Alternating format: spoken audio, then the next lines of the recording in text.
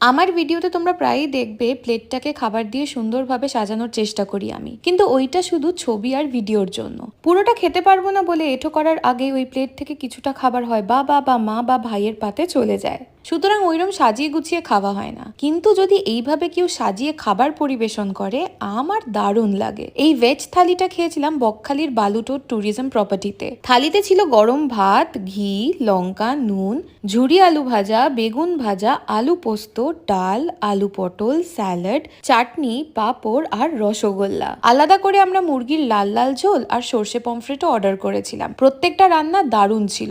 আলু পোস্ত আর পটল দুটোই ভীষণ সুন্দর রান্না হয়েছিল। চিকেনের ঝোলটাও খারাপ নয়। মন জিতেছে এই বিরাট সাইজের পমফ্রেটটা। যেমন টাটকা তেমন অসাধারণ রান্না। রসগোল্লাটা বাদে বাকি সব ভালো লেগেছে। আমার মতো যারা যারা এরম গুছিয়ে থালি খেতে পছন্দ করো, কমেন্ট সেকশনে একটা লাল হার্ট দিয়ে দিও তো।